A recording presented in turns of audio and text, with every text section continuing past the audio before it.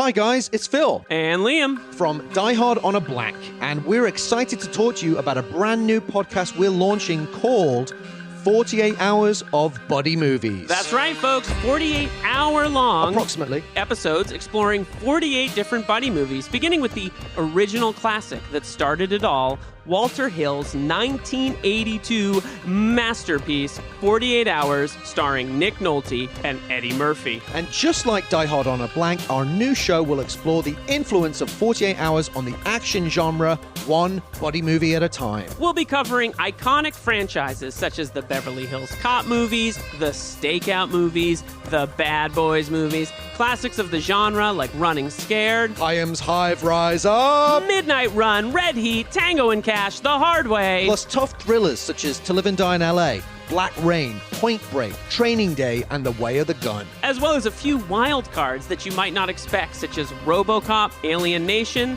and, of course, Phil's favorite, Harley Davidson and the Marlboro Man. So if you're a fan of two buddies talking buddy movies, then 48 Hours of Buddy Movies is for you. Visit patreon.com/48 Hours of Buddy Movies to subscribe for the price of 1 cup of coffee a month. See you in the squad car. Or walking to the squad car, mildly irritated that we've been paired off. Wherever.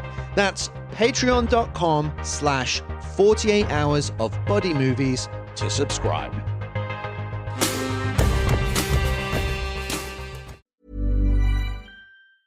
Valentine's Day is coming up, and for me, there's only one place I trust, 1-800-Flowers.com. This year, 1-800-Flowers wants to make sure you're a Valentine's hero with an exclusive offer. Double the roses for free. When you buy 1 dozen, they'll double your bouquet to 2 dozen roses. It's the perfect way to say I love you without breaking the bank. Trust me, 1-800-Flowers always delivers. To claim your Double the Roses offer, go to 1-800-Flowers.com/ACAST. That's 1-800-Flowers.com/ACAST.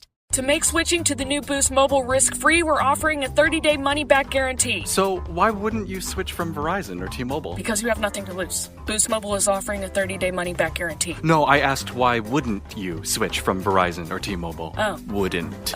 Because you love wasting money as a way to punish yourself because your mother never showed you enough love as a child? Whoa.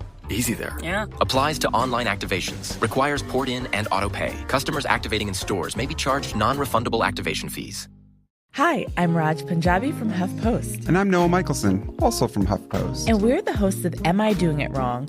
A new podcast that explores the all-too-human anxieties we have about trying to get our lives right. Each week on the podcast, Raj and I pick a new topic that we want to understand better and bring a guest expert on to talk us through how to get it right.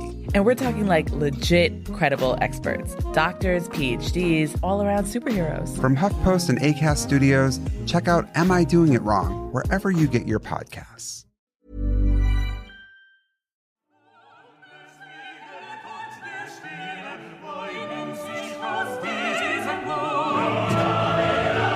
Welcome to Die Hard on a Blank, the podcast where we explore the influence of Die Hard on action cinema, one action movie at a time. I'm Philip Gawthorne, and with me as always is Liam Billingham, and today's film is Armageddon. It's Die Hard on an asteroid. And Ish? Yeah, it's good. It's a good hook, though. Go with me on this. I'm going to make the case as to why. But to help me make the case as to why this movie connects back to Die Hard, we have a very special guest, the perfect guest, I think, for this particular movie, the director of numerous blockbuster hits, including San Andreas, Rampage, and Atlas. Please welcome back to the show, Mr. Brad Peyton. Yeah! Hey, Brad. Hey, guys. Thanks for doing this. Thanks for having me. This is awesome. Isn't it more like Die Hard in the U.S. government?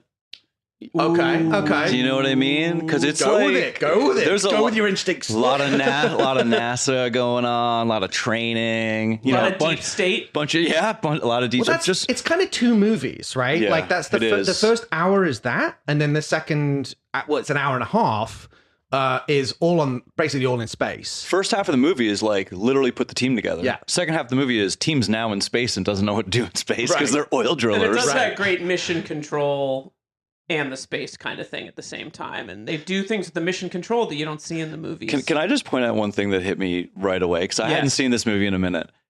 Okay, one word, stimulants. How do you make a movie where in the first 5 minutes, the Earth is destroyed 7 billion years ago. Yeah. Then a shuttle blows up. Then New York City blows up. Fighter jets are scrambled. We meet the president of the United States. I mean, the credits are still rolling. And I'm like, as a filmmaker, I was like, oh my God. Like, how much caffeine does Michael Bay have to drink in a day to operate like this? The camera never stops moving. It's full. I mean, I was like literally going, the credits are still rolling. What the hell? Yeah. This is like the more world action than... ends before the movie begins. Yes, right. That's right. That's right. It's This like might be the civilization movie. is wiped out, or the dinosaurs are wiped out, and the movie's just like we're just starting. That's your aperitif. And there's 2 hours and 24 minutes left to go. This might be the Bayham defining movie, right? I don't think Bayham...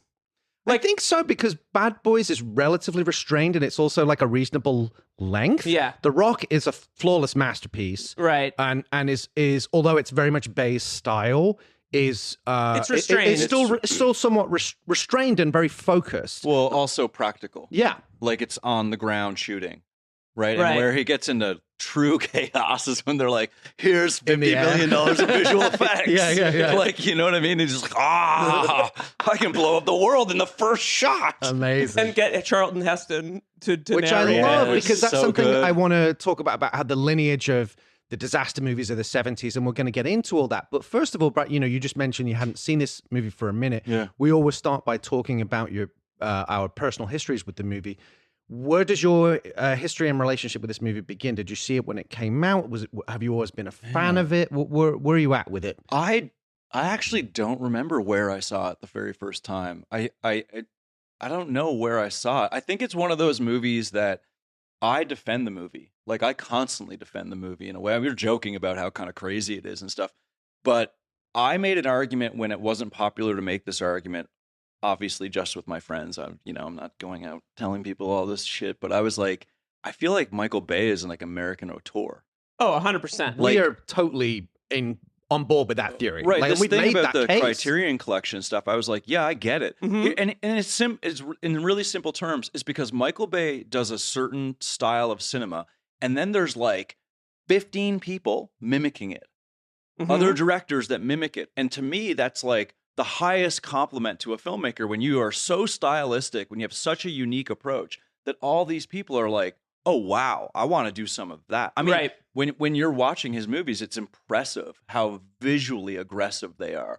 And I don't mean just move the camera. I mean like silhouettes, he's using film speeds. He's using everything at his disposal. Yeah. But like the way like an over caffeinated like 15-year-old might. Like it's like nonstop like visual kind of intensity. So to me, I was always like, this movie is amazing in that regard. And obviously you see like J.J. Abrams as a writer, and you just go, and Gilroy. Gilroy, Jerry Bruckheimer, like all these guys are like A+ people. And this is a lot of them, I feel like, kind of apexing on this one movie in a way. And even look at the stars. Look at like Bruce Willis, like crushed, like Ben Affleck on the way up as a massive star. Bruce Willis, massive star. Like the whole team is like, who's the cowboy again?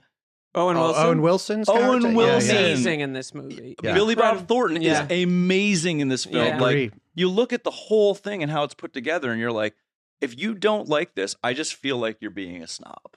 Yeah. Do you know what I mean? Totally. Like this is an enjoyable experience. It's one of the, like, you said this earlier, like, this is like a great movie. Yeah. Like, it's like a popcorn experience. Good time. Yeah, that like, yeah. I mean, it really is. And also, I think the other thing that it does, and maybe we'll talk about this later on, is it grabs all these independent 90s, like late 80s, early 90s independent actors and throws them at like Steve Buscemi, Buscemi's Jason amazing. Isaacs, like these kind of like guys that you wouldn't expect to be in this movie who like were like, sick, I'm going to get an incredible You see paycheck that a lot and in have a good time. Bruckheimer's stuff. You know, even it going on to like Gone in 60 Seconds. Like it's like a who's who of the rising indie actors. Yeah. You know, and Bruckheimer, I think, had a great instinct for scooping up talent that was on the rise.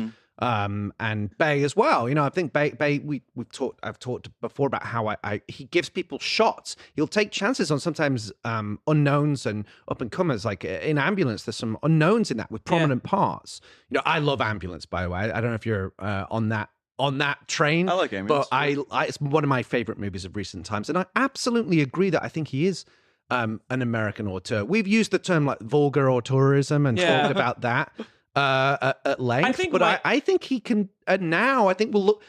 It's kind of like what's happening with Tony Scott, like what has happened posthumously, sadly, with Tony Scott, where people have realized this was a true artist. Oh yeah. You know, not just a commercial filmmaker. The vulgar thing, because that's just taste. Yeah. I'm just go like objectively speaking, he's an auteur. No, totally. No one like him. There was an article in the New York Times, I forget, like a few years ago. This is probably like 2007, that referred to him as like an auteur, and there was all this like this, you know, like pushback, and it's like objectively, this guy is hugely influential. Right. It's crazy. He probably would say he meets the textbook definition of an auteur. Totally. The taste thing is debatable, right? But it's objective, thematic consistency, visual consistency, you know, a very clear, distinct style, and returns to the same ideas and you know, and concepts again and again and again. I think it would absolutely meet the definition. Whether he's your cup of tea, correct, is up to you know, the individual. And this movie to me is always like locked on as a place where in my mind, it's Michael Bay is his apex of amazingness is Bad Boys, is Armageddon, is The Rock, like. And so you're right in there, and out of all those movies I just named, this is the biggest. Yeah. This goes to places literally, figuratively, that like are not only kind of hard to execute, and I mean everything from people sitting on the hood of a car at a sunset, like eating berries or eating, you know, like, what is it? Animal crackers. Yeah. Like, I'm like, when I see that, I'm like, I don't know if I could direct this. Like, this is hard to make this look graceful. And then he's in outer space on an asteroid in the same movie. Like, none of that's easy to do.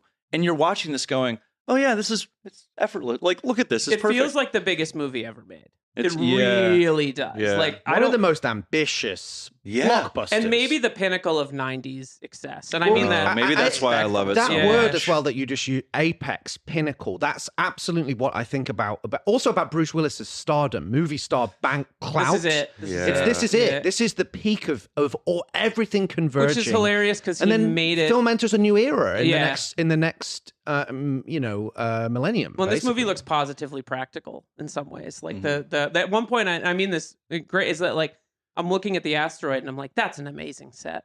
Like they built this amazing set that looks incredible, and he cuts it so well that you never feel like you're looking at a set.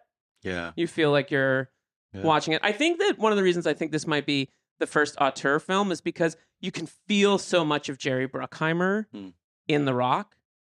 And I think after The Rock makes whatever amount of money it makes and is celebrated, Jerry Bruckheimer's like, have at it, Michael Bay. Like, here's the keys to the asteroid. I'm going to produce this movie and still do my thing, but like, it's going to be a 70-30 split as opposed to whatever it was before. Bruckheimer probably knew, like, all he has to read is the opening line, and, you know, I can just picture Bay opening it and it says, asteroid smashes Earth, destroys it. Title, Armageddon. Yes, I'm in. Yeah, exactly. Absolutely. Well, did you see it when it came out, Liam? Oh, did I see it when it came out? Do you have memories of that I remember time? seeing it. I saw it with my friend Eric. I remember loving it. I was in on Michael Bay because I'd seen The Rock and then had gone back and seen Bad Boys and was like, this guy rules, right? Saw it, owned the limited edition Criterion Collection DVD. I mean, that says something, I've right? seen this movie 20 times. Just touch on this for a second. The fact that this is a Criterion disc. Yeah, they went through this brief period in like probably 2000 where they put this in The Rock. I loved it. That says that the intelligentsia when I saw see him as somewhat of an auteur. When I saw that, that's what got me really. I mean, bravo Criterion Collection, like they do some good stuff, and including stuff like this is important because again, I don't think it's necessarily all about taste. There is like a sort of school of cinema. There's like a knowledge base and a respect owed to people who can do something unique. And when I look at his stuff, I'm just like, auteur. Yeah. You do need to put that on a shelf next to like a Wes Anderson, who is obviously an auteur as well. it's not that like you may love Wes Anderson and Michael Bay. I do, and I bet a lot of other people do. But it's just that it's like, it so stood out. When I saw the Criterion Collection announcement, I was like really impressed. Yeah. And then you look at the material on the DVDs and you're like, yeah, I want to watch Ben Affleck talk about this movie. The best thing on it is an essay from his film school professor, because he went to Wesleyan. And she's like, this guy shows up. And the essay comes from a slightly defensive position, which makes sense because there's always been people who are like, Michael Bay. And she's like, regardless of what you think, Michael Bay is a auteur. Like, that's basically the argument. Like, and she talks about how in film school he was kind of quiet and didn't talk in class, and like he had it, like she would have to call on him and be like, Michael, what do you think of this movie? And he'd give an opinion. It was always smart. And then they got into production, and it was like, get out of this guy's way. Yeah, this guy can make a movie by himself. Yeah. Like, he's forced. And it was kind of like she was a little bit like, I don't know. And then he explodes. Yeah. The second he's given a camera. That will intimidate a lot of people. Totally. If you're just someone who's new and you just walk in and you're like, I know exactly what to do. Yeah. That's going to intimidate a lot of people. And it's a great, and I think we'll probably get into this when we talk about it, but like she makes the point that like I felt this watching this movie hasn't aged a moment. Yeah, no, it's good. The VFX have aged a little bit, but some of them, style? like you say, but also some of the VFX are amazing. I know. Like, it's still crazy. amazing. Watching it on an old DVD, I'm like, this movie looks great. Amazing. And he shoots and edits. He's invented the thing that everyone copies. Yeah. But he's still, in a way, the best at it. You mean the style? Like the Cuddy style? The Cuddy style, and the like, there's a couple shots in this movie that I think are very, like, in anyone else's hands, I think would be really simple. We were talking about this before. The moment when they do this second protocol thing and all the soldiers come into NASA. Mm-hmm. There's a shot of them in formation approaching the NASA scientist. And one of the NASA scientists is in a rolling chair. And in slow motion, it rolls backwards while these two soldiers are walking right towards him. And it's just like, I'm like, that is a Michael Bay shot. Like the really movement on multiple in planes. Brad's, like, if as a filmmaker yourself and someone that's worked at the apex of this type of movie, how would you articulate Michael Bay's style? So I've had the good fortune, I've had the good fortune of working with John Schwartzman, who is the DP of Armageddon and DP'd Atlas. So, and John is an excellent storyteller. He loves telling stories. And so I've sort of heard a little bit from John, like Michael's approach. And I've also, it's not shocking when you watch his visuals, but it's like he sort of described it as like a music video shoot or a commercial shoot. He just gets moments and he just it's not coverage based. Mm-hmm. It's like, okay, here, grab this. Okay, done. Okay, here, these two kids here throw a thing off the hood of the car. Okay, got it. Okay, plane flies overhead. Here, we whip pan over here. And you're just banging off these moments. And when he said that to me, I was like, that makes so much sense. That clicks completely, doesn't it? It makes so much like sense. The kid with the space shuttle, or those just like one image that, that's like, it's an accumulation of like a billion incredible seconds. Yes. A lot of montage. Yeah. It's a commercial. Yeah. It's a commercial for a story. Right. You know? And I was like, okay, I get that. I really, really get that. It's putting the dialogue and the characters second visually, right? To the experience. So you're experiencing everything in this way that the filmmaker is guiding you through, like, this is how it would feel, you know? And then the dialogue comes. It's like the inverse of Christopher Nolan, where he's like, I'm going to tell you a story, and these people are going to tell you the story through what they have to say to each other. And if they're not talking, you need to pay attention, right? Very, very sort of like a novel in a way. The street and the papers coming down in Dunkirk, and there's no dialogue, and they're walking and they run because they're getting shot by somebody, we don't even see who, and then they hit the beach and you're in Dunkirk. And you're like, right away, that filmmaker is telling you, if they don't have to talk, they're not talking. Right. There's no, where are they? We're pinned down. Like, they would just be silent because they're getting shot at, and they'd just be running around scavenging. They're not going to say a word. Michael Bay is like, no, I'm going to show you how it feels. And when John said that to me, I was like, wow, that's so interesting. And it clicked for me because I have had to shoot like that. It's not my go-to, but like, if I have to do a visual montage of destruction, I'm not trying to put dialogue in there. I'm just trying to show you that experience. But in my films, they tend to be pockets of it. I'm telling you this story amongst people that have to communicate because everyone's at a loss as to what's really going on. And then I'm filling in the blanks for the audience going, this is what's really going on. Making them go, oh, crap, that person's in that building and that building's going to crash. Or, oh, crap, that person's flying there and that gorilla's going to wake up. Right? I'm putting the audience in that position. Michael Bay is like going, here's what the room would be like. And when they talk, I might still move the camera a lot, so you end up feeling like wrapped up in this experience. There's an incredible quote from Roger Ebert who described this movie as the world's first 150-minute trailer. He was not complimentary, unfortunately, but it's true. It's that makes so much sense. Again, I never thought of it that way. Oh, totally. But again, like a great trailer is I don't know how you guys feel, but like, oh, it's the best. Oh my, right? Yeah. A great as a literal diehard fan of cinema, like I probably watch 5 movies a week. I almost watch a movie a day. Yeah. I only don't watch a movie a day if something like California Catches on Fire. Right. Then I'm like not capable of watching a film a day, but I usually watch a movie a day. And a great trailer or a great poster when I go to the movie theater, oh my God. It's the best. I honestly feel like I did as a kid on Christmas. Yeah. Like when I saw the trailer for Lady in the Water. Now, forget what you think about the movie. The trailer, I was like, oh my God, this is amazing. I've watched the teaser trailer for 13 Hours, a movie we're going to do, which I think is like basically Die Hard in an embassy. Is that the that's a Michael Bay movie? The Michael Bay movie. I've watched that trailer probably 100 times because it pumps me up so much because it's like his stuff is so perfect for trailers. Yeah. And the original trailer for 13 Hours was so powerful. And you could hear the emotion, you could hear the timbre of emotion in the actor's got me to voice the theater. as well. That trailer, I went to see that at the theater. That trailer got me to the theater opening weekend. Yeah, I loved it. Yeah. Mine is, and I love that movie. I actually think solid. It's his most sophisticated. Interesting. Film. I've never seen it. Even though there's things to critique, and we'll have to walk the political minefield and all the rest of it, and some of that's valid, but nonetheless, I think that's like his Black Hawk Down. I think that's an amazing movie. That's good. Mine is the last Star Wars movie. I love the trailer for that. I'm not a huge fan of that movie, but the trailer for that movie. What is it? The Skywalker, whatever I forget it's called. But that trailer was amazing. Trailer, I was like, yes, I was fist pumping. Yeah, they nailed the tone. The C-3PO like saying goodbye to everybody, and all of those Star Destroyers coming out of the water. And I just was like, you have I think the Top Gun Maverick one was one that had that kind of like goosebump inducing trailers. I think I have the one that's the top for me on that for Star Trek.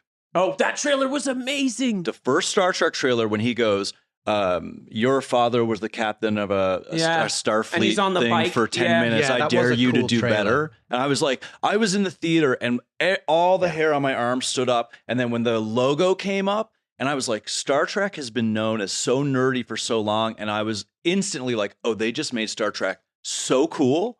Interesting that we both said J.J. Abrams films, and J.J. Abrams worked on the screenplay for Armageddon. There's a weird... sort of like this whole podcast, doesn't it all just come back to Bruce Willis on some level? And then on this one, Armageddon. It's going to wrap all back around. Well, I don't have too much of a personal history with this film, so I'm not going to waste too much time talking about it because there's so much to cover, and this is so exciting. And I really want to get your expertise as a connoisseur of this genre and this type of movie. So I'll just move into our fast facts just to put some of this in context. So Armageddon was released in the US on July 1st of 1998, almost 10 years to the day after Die Hard. Wow. Which was July 15th, 1988. There's been so many movies in 10 years. That's crazy. Things have changed a lot, and yet in some ways, they haven't. But like you said, it's almost like the natural conclusion in some respects to the Die Hard was the end of one era and the beginning of another one, and in some ways, this is almost like taking it to the ultimate extreme, which is my thesis for why this is so relevant beyond the Bruce Willis connection. Directed by Michael Bay, of course, who also produced alongside Jerry Bruckheimer and another legendary figure, Galen Hurd, by the way. Yeah. Just like, by the way. Yeah. Like one of the most, powerful and, made such, obviously, if everyone's not familiar with Galen Hurd, for shame, producer of The Terminator, Aliens, The Abyss, Walking Dead now as well. Like I've never heard of many. these, but I'm sure they're great. Yeah, apparently some of them are okay. Did They're she all right. produce The Relic as well? Yes. Yeah. Yep. Wow. So She's a stalwart of this podcast. Yeah, absolutely. The writing credits are a bit of a mess. Story by Robert Roy Poole and Jonathan Hensley, who's actually married to Gail Anherd. Jonathan Hensley. Jonathan Hensley was. Didn't he write To Heart of Vengeance? Is, I think. Yes. Yeah. That's right. Or yeah. one of the writers. Yeah.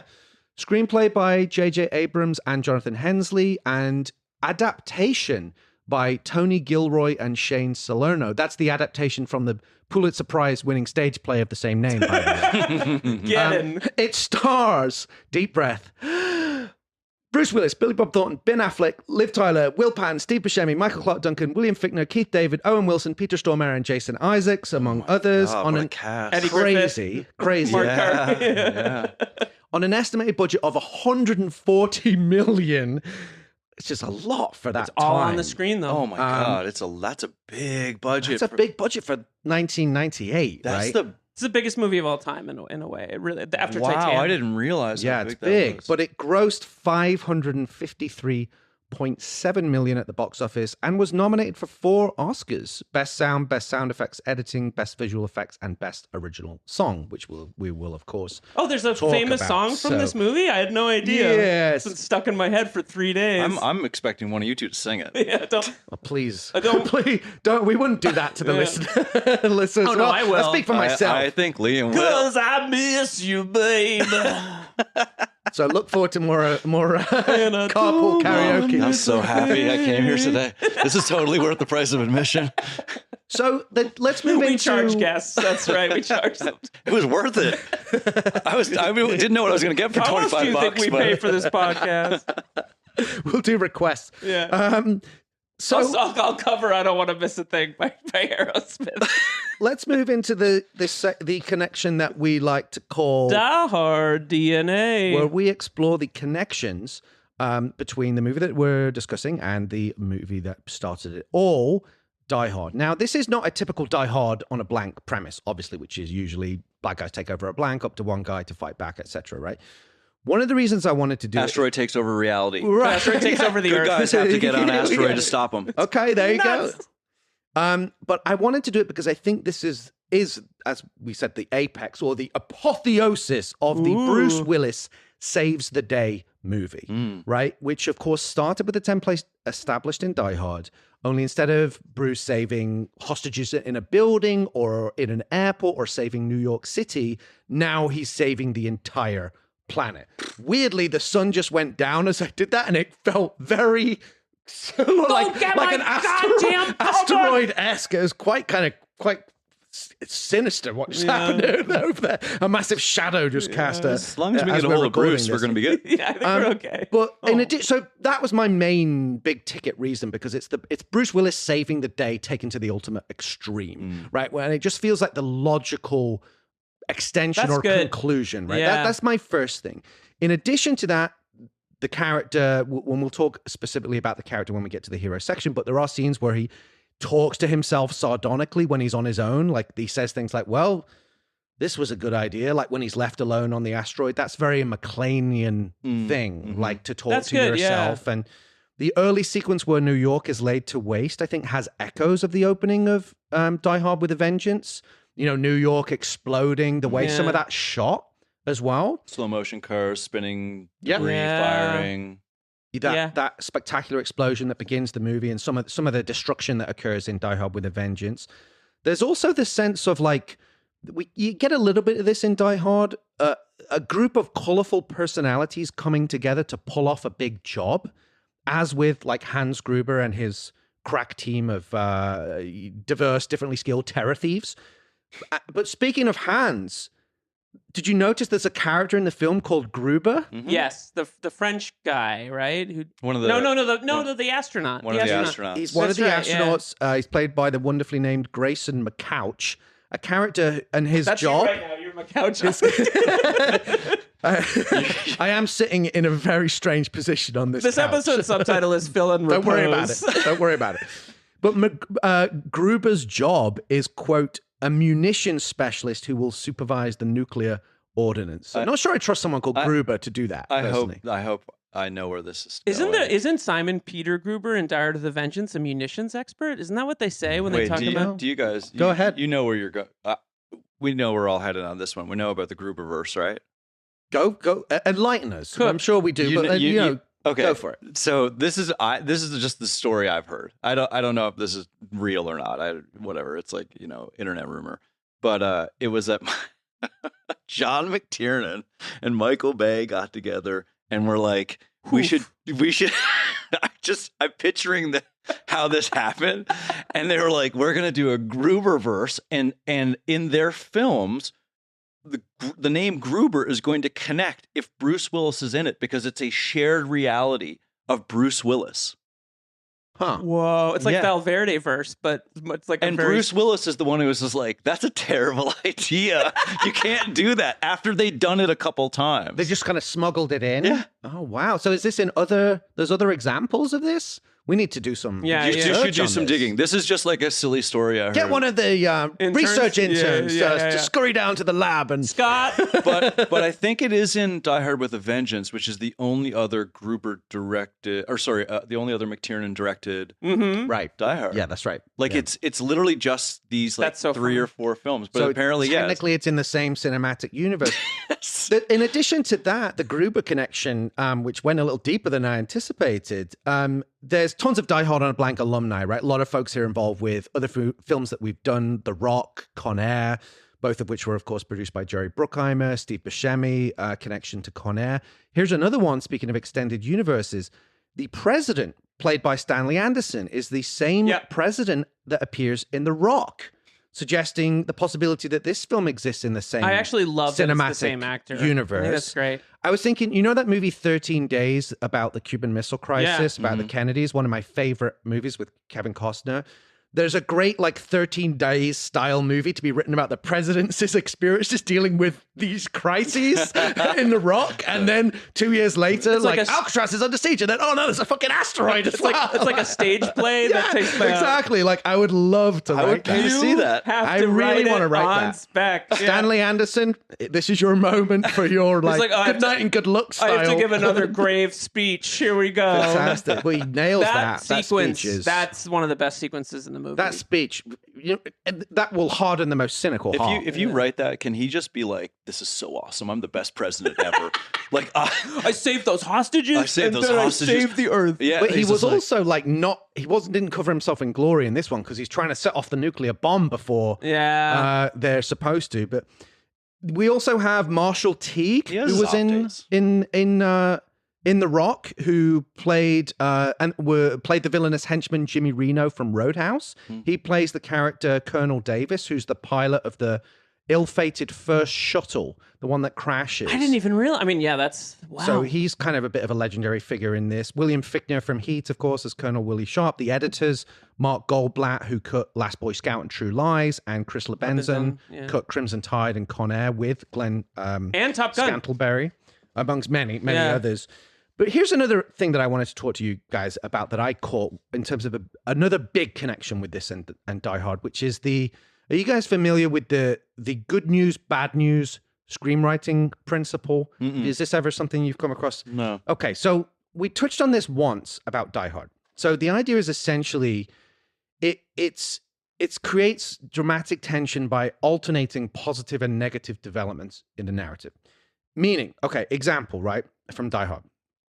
John McClane manages to get the attention of the police by dropping a body out the window.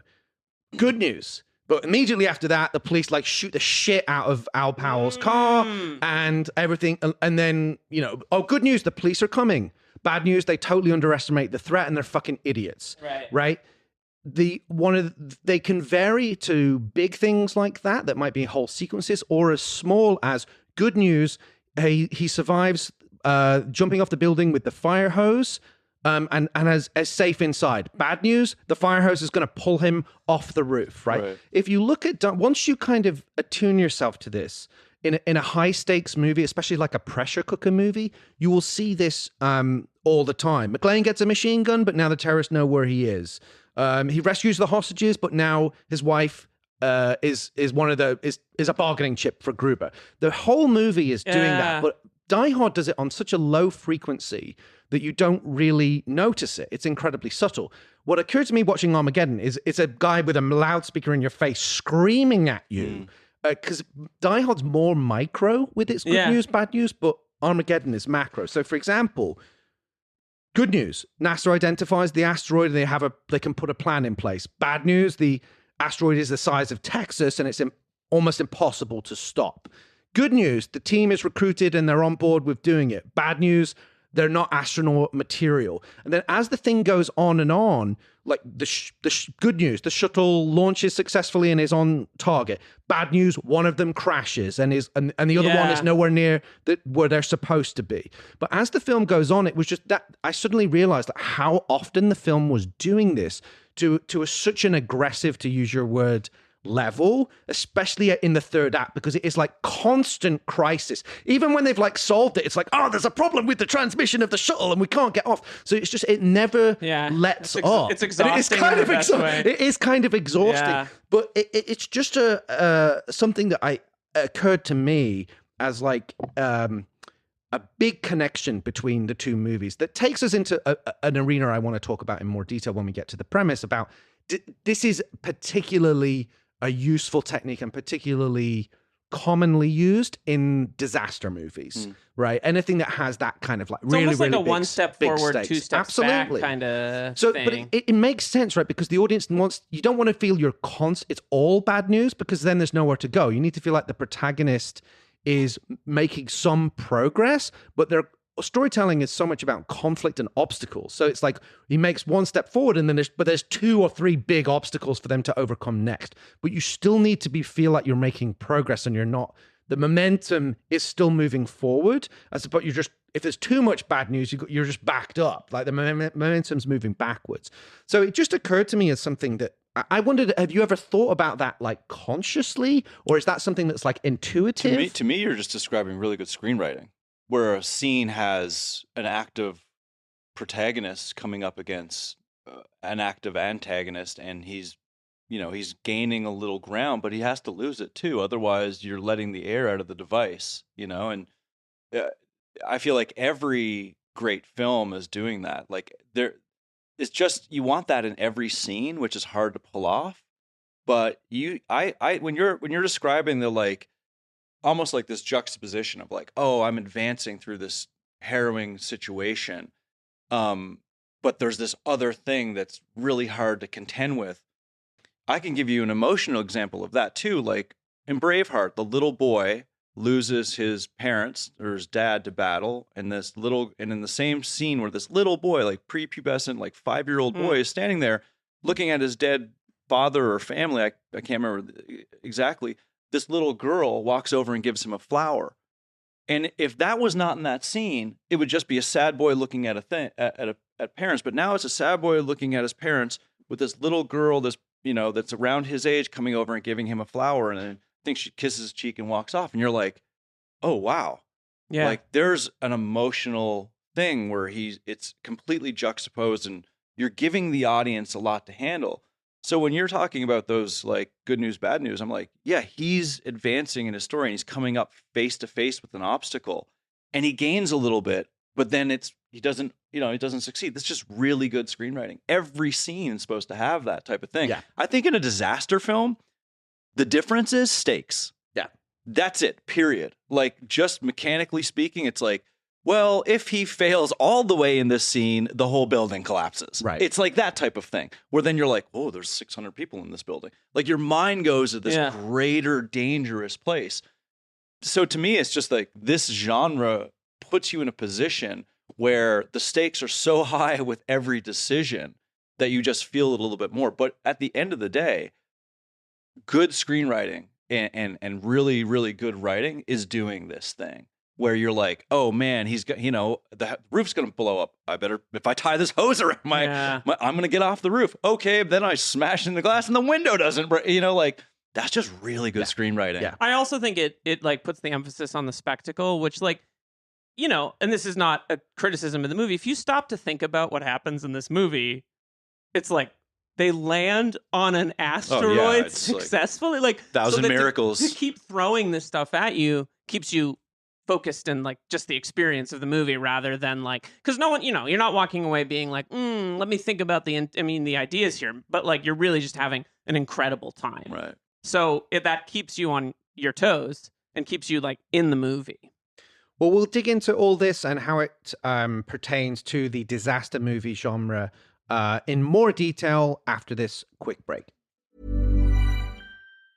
Valentine's Day is coming up, and for me, there's only one place I trust, 1-800-Flowers.com. This year, 1-800-Flowers wants to make sure you're a Valentine's hero with an exclusive offer. Double the roses for free. When you buy 1 dozen, they'll double your bouquet to 2 dozen roses. It's the perfect way to say I love you without breaking the bank. Trust me, 1-800-Flowers always delivers. To claim your Double the Roses offer, go to 1-800-Flowers.com/ACAST. That's 1-800-Flowers.com/ACAST. Hi, I'm Raj Punjabi from HuffPost. And I'm Noah Michelson, also from HuffPost. And we're the hosts of Am I Doing It Wrong?, a new podcast that explores the all-too-human anxieties we have about trying to get our lives right. Each week on the podcast, Raj and I pick a new topic that we want to understand better and bring a guest expert on to talk us through how to get it right. And we're talking like legit, credible experts. Doctors, PhDs, all-around superheroes. From HuffPost and Acast Studios, check out Am I Doing It Wrong? Wherever you get your podcasts. And we're back with our next section of the show, Anatomy of an Action Movie, where we explore the tenets. We live in a Twilight world. Of the No Friends at Dusk of an action motion picture. The first tenet I of like this that one, motion picture. That's good. I like saying that word now and again. Yeah. Cinema. Yeah. Now, the first tenet of Anatomy of an Action Movie is the premise. The premise of Armageddon, for anyone unfamiliar, is as follows. I'm sure you all know. But basically, when NASA discovered that a massive global killer asteroid is heading inexorably towards Earth, the boffins hatch an audacious plan to save humanity by landing a team on the asteroid and blowing it up from the inside. Stop laughing. I didn't. However, I'm saying this very to myself. seriously. However, the only person capable of performing this Herculean task is expert oil driller Harry Stamper, Bruce Willis, and his rowdy team of roughnecks, who must somehow learn to become astronauts in 12 days in order to complete the seemingly impossible mission. And the ticking clock is that the asteroid will hit Earth in 18 days, and it must be destroyed and separated before it reaches zero barrier, at which point the asteroid will obliterate life on Earth, whether it's blown up or not. Starting question, is this the best bad premise ever? Just throw that one into the lion's den here. Best bad premise ever. I think it's a really prophetic premise in terms of like, because I was thinking earlier, we were talking about like, we're 10 years from Die Hard to Armageddon. And in 1988, it is, we got to save these people on this tower on Christmas Eve. In 1998 is, we have to save everyone on planet Earth. And like, that becomes a huge part of like what blockbuster cinema is. That becomes the norm. Yeah, every Marvel movie to some extent, or many of them, is like, we got to save planet Earth, right? Yeah. So it feels only like Star Wars is like, we got to save the galaxy. Yeah, exactly. But it's like, so to me, it's like, the Bruce Willis versus like a planet killer feels very like ahead of its, because I mean, off the top of my head, I can't think of movies before this where like the whole world is threatened. Well, we have to talk about, we have to at least touch on the fact that this was after Deep Impact, and that this was an era where Hollywood was doubling down on these like premises. Like there was Dante's Peak, and then there was Volcano at different studios, right? There was a slew of essentially conceptually identical movies that would tackle the subject from a different angle. Deep Impact was a much more sober, somber I've never drama. seen Deep Impact, actually. It's very good, but it's a Morgan bummer. Freeman is sad. I hate to get really dark on you guys, but the one that comes to mind for me is, and I haven't seen this, I don't normally talk about films I haven't seen, but Sharknado. Coming up next on Die Hard on a Blank. It's Die Hard on Die a Hard in a Sharknado. Sharknado is a pretty brilliantly bad premise. That's a good point, to be fair. Like, that's the question you asked me, and I think a tornado that spews sharks. That makes this movie look like it belongs in the Criterion Collection. Which it does. Yeah, exactly. Well, then let's move into the main event here, which is, let's talk about, the other reason why this is so relevant to Die Hard is the disaster movie genre. And Die Hard has its roots in the disaster movie tradition. It was directly inspired by the Towering Inferno, as we've talked about before. Roderick Thorpe, the writer of the book, saw Towering Inferno, had a nightmare about being chased in a building by gunmen, and wrote Nothing Lasts Forever, which was a sequel to his original novel, The Detective, bringing back the character. So it has a direct influence, Towering Inferno, on Die Hard. Similarly, this is which in you that can feel tradition. in Die Hard too. You can Totally. feel that's a disaster, because it wouldn't have been shocking if half of that building blew up or collapsed at any point in that film. The roof goes, right? Yeah, the roof goes. They're blowing up floors. You know, the SWAT teams are moving in. Like it has a disaster movie type feel because of the FBI component to the government. There's a lot of that in disaster films. Big ensemble cast. And like, how do we solve the crisis and all of that Team sort on of the stuff. ground versus people in the building. And Die Hard 2 is essentially a riff on Airport, right? All of those movies from the 70s. Was Charlton Heston in one of the, I think he was in. I think of him as Planet of the Apes, but I'm sure he's in one of those. he's in some of these disaster movies, because it's no accident why I feel like they brought him back for this. But that opening spiel is amazing. I kind of want to step out the way now that I've teed that up, because in my opinion, Brad, you made one of the best disaster movies of recent times with San Andreas. Thank you. I'm curious as to whether you would ever thought of Rampage as having a disaster movie component, because it's obviously based on the classic arcade game and it's slightly different, but it doesn't feel a million miles away from the disaster movie genre. But certainly San Andreas is explicitly a rare and hugely successful entry in this genre, also not based on any pre-existing IP, an original concept. Fantastic disaster movie. What do you think makes a great disaster movie, and what's your kind of relationship with the genre? Like, were you thinking about or watching other disaster movies? How did you approach, something that was not necessarily the most popular genre at the time? Was it 2015, 16, right? Yeah. I'd love to hear your thoughts on the genre and what makes a great one and what influenced you and inspired you. Those are a bunch of really good questions. Let me see if I can hit them. So every film is different. So like when I went in to make San Andreas versus when I went in to make Rampage, I was completely in different headspaces. Mostly due to the fact that for me, the thing about San Andreas that I was very cautious about was this could, on some level, not the chain reaction you see in an hour and a half, but this could happen to people, and people have gone through these traumas.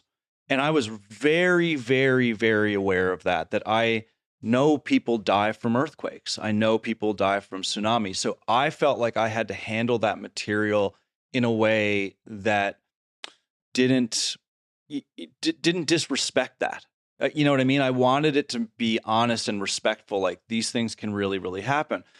With Rampage, not so much. Right. It could happen. I mean, it happened in a video game. It happened in a movie and a video game, so you're technically correct.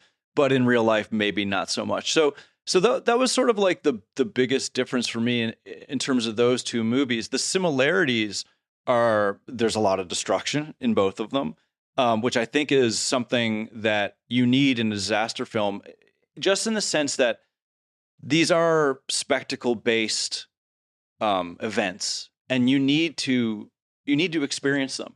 That's really what you're doing as a filmmaker. Is you're allowing people to experience, whether it's super realistic or not. This is what it would be like, as best you can, And so, with both of those films, the last 30 minutes of Rampage is very much a lot of destruction and Dwayne in Chicago against these creatures, and it's really about this scale of what could you do as a person against these monsters, against these creatures, and there's just destruction everywhere.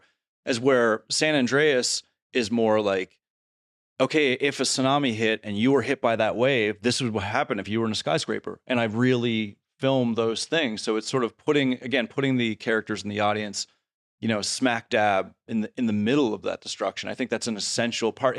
If you're just watching the destruction from a distance and you never go into it, you're not going to convey what it's really like, And on some level, that's your job as a filmmaker, making this type of film. The closer you can put the audience to the actual disaster and the core of it and the heart of it and the experience of it, the more value you get out of it, because then you're explaining probably part of your thesis, which is like why you shouldn't toy around with genetic modification, or why you should respect the earth and not abuse it. Like, you have to put them in there so they feel the direness of it. The thing about, for me with San Andreas, was I didn't study other disaster films before I watched it. I don't think I watched a single other disaster film. And this is going to sound very naive to you, but this was honestly where my head was at. I think as the filmmaker, when I got the screenplay, there was a lot of destruction, but what there wasn't was a lot of the emotion, or the family dynamic. So I spent a lot of time focusing on things like making sure the audience understood, or that they were being sort of hooked into this idea that he was an LAFD rescue helicopter pilot and rescue operator, and he had lost a daughter to a drowning accident. And then by the end of the movie, he's about to lose his other daughter to the exact same event. Like, there was an exorbitant amount of time getting those things right in the screenplay. So I, for whatever reason, just really thought of the movie as a family drama.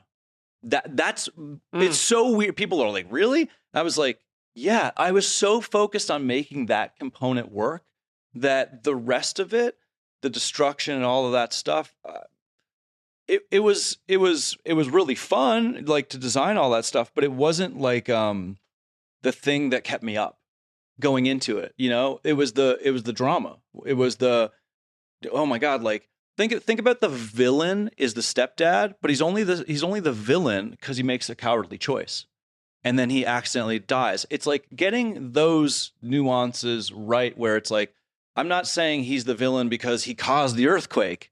I'm saying he's this villain because he wasn't there for someone who's supposed to be in his family. You know what I mean? And then Dwayne, at the end of that movie, literally, and this was so much fun to work with him on this. I said to him, in this scene, when you're resuscitating your daughter, I just need you to bottom out. I need you to bottom out and go to a place where it's like it's so sad to go there. It's so traumatizing, but you have no one. You have no one. There's nothing that can help you. And I want you to, like, however you want to think about it, basically like pray or think to yourself. I need that moment where you're like, I need to turn the corner and go back in and bring her back. And I was like, and then he was about to talk, and I said, I don't want to know about it. Yeah. Don't tell me. Don't tell anybody. Just come to set and know what you want to say. You know, like, connect to some higher thing that you can pull from to resuscitate your daughter. It was moments like that I was like dug into. And those conversations, I think, are what helped Dwayne and I get a really good performance out of him. In my opinion, I think his performance in San Andreas is excellent. Agreed. He's really good in that. He really pushes himself, and you pushed him to more uncomfortable and rewarding places. What I loved about his performance in both of the films that all three of the films, but the last two in particular, because on Journey to Mysterious Island, I was such a young filmmaker. I was just like, I got to make sure this all works. You know what I mean? Like, this has got to function at the highest level. It's almost like, you know, you're like a rookie in the NBA or something, and you're like, I cannot fuck up in front of the coach. You know, like, you're like, I just got to execute at the highest level as well, right? $80 million, $79 million. So yeah, so again, like, you know, you're just like, I got to, like, make this work. As I got further along, I could really kind of dig into the characters in a different way. And so with San Andreas and Rampage, but more so San Andreas is where I sort of like figured this out. The thing that I loved about Dwayne all through his come up was the blue collar aspect, the football coach, the cop, whatever he was playing, because he's so larger than life. Just the way he looks, he's so big. He's like obviously handsome, he's all the stuff. He's a movie star. But when he can do that and also be grounded, I said to him one day, I was like, I picture you like the blue collar Bond. Like, you're a badass, but you're blue collar about it. You go in and you save people in a helicopter. a fucking helicopter. You fly a helicopter, but you can also rappel yourself down from that helicopter and save somebody. That's some James Bond shit. Yeah. But he's the blue collar guy. He's not like, I need a martini. Mm-hmm. He's just like, I'll have a beer with the boys or whatever. You know what I mean? He's just that dude. And so I kind of like dug into that with him. And on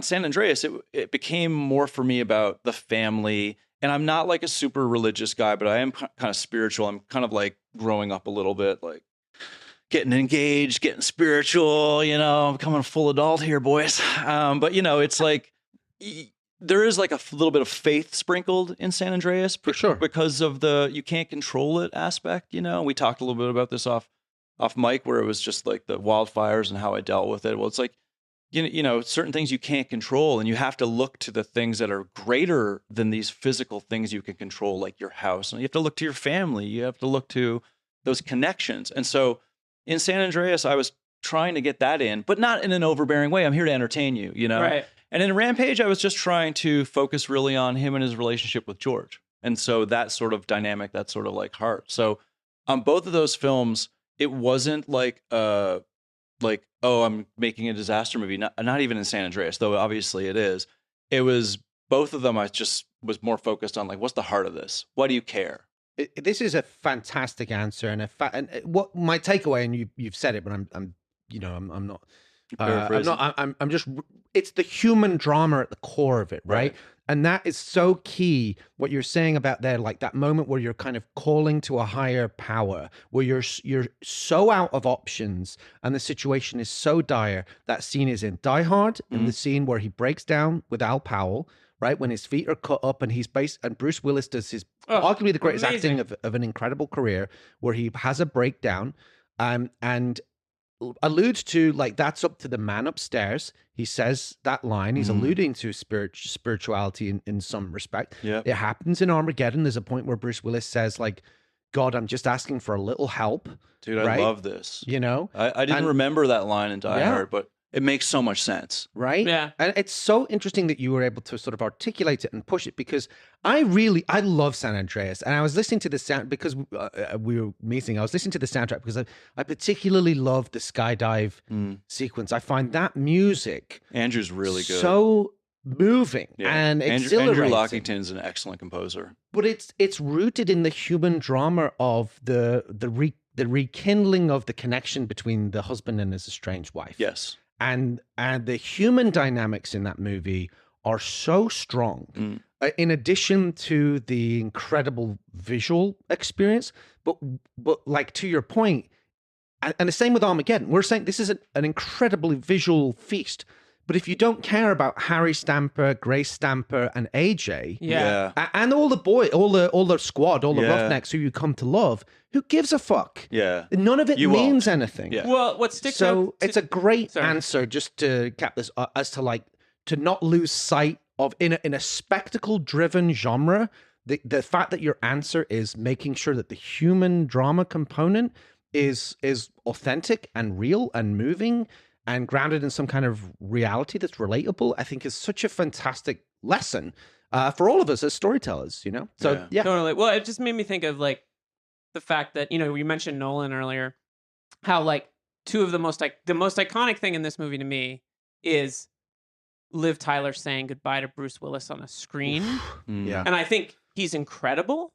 I think he makes the whole movie work with his performance in those final scenes. But it also makes me think of another modern disaster movie, which is Interstellar, where Matthew McConaughey watches all these messages from his daughter as she ages. And it's a meme now that I'm crying. Yeah. But when you watch that, you're like, and both those guys, and you know that like it's got to be, in this case, it's all fathers and daughters, or it's got to be the kind of family dynamic. And I think the moments that actually stick out to me in Armageddon, like the moment when Liv Tyler says to Bruce Willis, like, can you make sure my fiance comes back in one piece? And Bruce Willis just goes, Jesus Christ. Like, it's just, this is still like a father in this situation. And ultimately the movie hinges not on the destruction of the planet, but like this girl doesn't get to see her dad again. And it's powerful. It's very emotional. I mean, even just talking about this is kind of like getting me quite emotional. You know, I also think Michael Bay is actually very skilled at,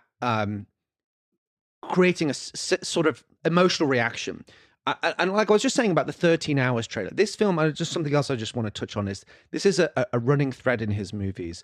The idea of the calling of the reluctant hero, right? We see that with Stanley Goodspeed in The Rock. He's not supposed to be there. He's not really equipped for it. He's not really psychologically built for it, and he's not trained for that job, but he happens to be the only person capable of solving a technical aspect of that crisis. Hence, he's forced into a situation where he's going on a raid with Navy SEALs, right? And Carla was the prom queen. Right, So we gotta keep that in right. mind.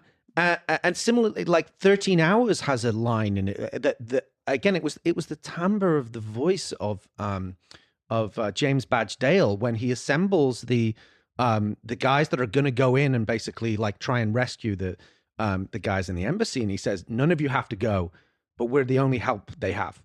And it's like, ugh. I didn't realize James Badge Dale is in that movie. And he rules in that movie. Yeah, he's great. He's fantastic in that. He's Such a good also actor. gigantic in that movie. Yeah. jacked. Everybody's huge. I in can't that wait movie. to do that movie. But and similarly, I think that those guys in that one have that blue collar thing.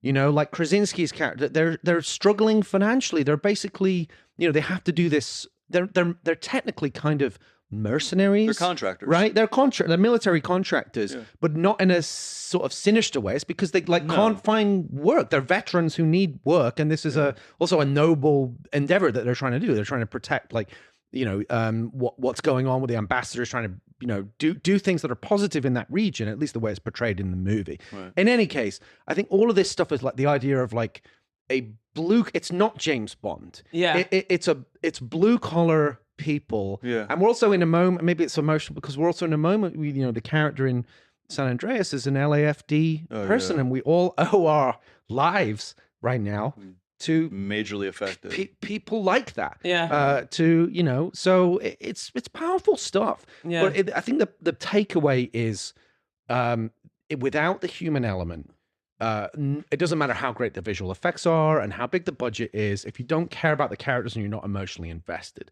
To that point, let's talk about the hero of this movie, Bruce Willis as Harry Stamper. I want to sort of start by, obviously, because we was looking at this through the lens of Die Hard. What are the similarities and differences between John McClane and this character? I mean, the blue collar thing is the biggest thing, right? Right away, you just go, okay, these are just like hardworking blue collar American dudes. I mean, playing golf on the, hitting golf balls on the Greenpeace boat might be It's a bold intro for the character. That's what I thought. I was like, well, that's a bold move. It's pretty hilarious. Yeah. It's But that's like the biggest similarity that leaps out to me right away. That scene as well makes me think of like I think what it's trying to do is like take the curse off the fact that there is a societal antipathy towards oil men and the oil industry. Right. So it's basically like hang a lantern on your problem kind of thing. And he does say like that thing is guzzling. Yeah, he makes a comment like that, and he says, "I give you millions in donations," or whatever. He makes it some, but it's basically I think like Michael Bay being like, "Oh, fuck off." Yeah. They're oil guys. Michael deal Bay with it. were an Englishman. It turns out actually. Yes. Some of the other things that occurred to me are like, well, his predominant character trait, Harry Stamper, say is that he never quits. Right. I mean, that's persistence. Die Hard. Yeah. Like it's the same. Yeah. It's John McClane is a guy that never quits, no matter what the odds. Fly in the ointment, a pain in the ass. No matter how backed up he is, no matter how injured he is, no matter how many guys he's facing. I think that element is a connection. The other thing I think is worth noting, and Bruce Willis is one of the few actors skilled enough to do this, he's a fucking asshole. Yeah. Both of them are jerks. Yeah. John McClane is a jerk. We love him, right? But when you first meet him, we've talked about how like he's kind of a Neanderthal. Like he's insecure about the fact that his wife is successful. He picks a fight with her when he really shouldn't. Oh, that scene's heartbreaking. Jerks to people at the party. Yeah. And he's like not the most. You love him because Bruce Willis just is magic. Similarly, Harry Stamper's kind of a jerk at the beginning, especially to AJ. I mean, you get it, but he's uniquely skilled at playing a character that doesn't have to be like. He's so likable but he can still be kind of have the rough edge. Well, I think this is the thing that's interesting is that when Bruce, people knew Bruce Willis from Moonlighting, right? But like. at that point, Bruce Willis becomes John McClane, right? Like, whereas in Armageddon, that's Bruce Willis. Like, he's so famous, and this could be the height of his fame, right? I think it is. It's really he's not bigger than he is at this moment, because not only is he the star of this movie, but he's kind of like the aging veteran at the same time at this point. He's been around for 10 years. It's crazy how much longer his career lasts after this, and he never returns to this height. This is like the biggest he's been. The thing that really stands out between Die Hard and Armageddon for me with Bruce Willis is how terrible he is with women. Yeah. He doesn't get women at all. Almost to like a sweet level of like, wow, dude, like you don't really have the emotional sophistication to like have a marriage or raise a daughter. And so it makes him, it shows his vulnerability in a way that I think a lot of men are like, don't want to be vulnerable and don't want to have that weakness. So it's interesting because he's coming in as like the roughneck, the tough, but you're like, but he can't figure out his daughter becoming an adult. Totally. You know, like, so there's something that they play that's like, oh, his weakness is like he doesn't understand someone in his own family, and he's got to figure that out, which is pretty interesting if you think about it. Yeah, he's kind of like on the emotional level, he's like a bull in a china shop. Correct. You know? That's right. In both movies. That's right. He doesn't have any emotional sophistication. He has no finesse. That's right. He's no sophistication. Yeah.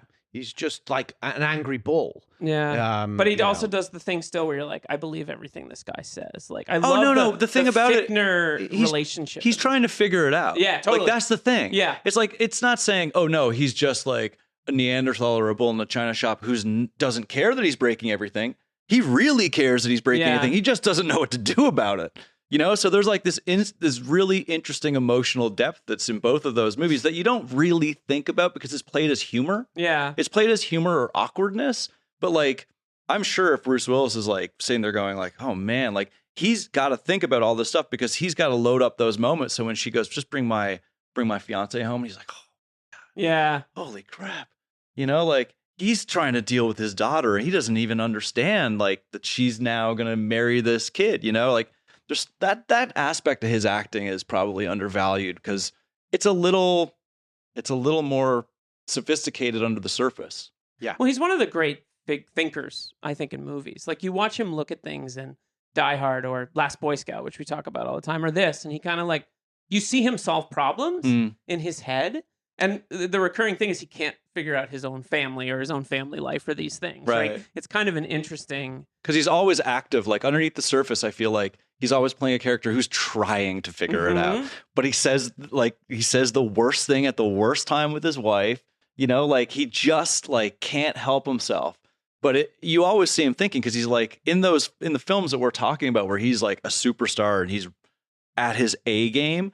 Every moment of that scene is his character trying to figure out how to make this work, how to move forward. There's actually a turning point in this movie where he sees AJ, not the scene where AJ has miraculously created a whole business in 3 days. 48 hours. and it's fully and has a really cool sign. Yeah.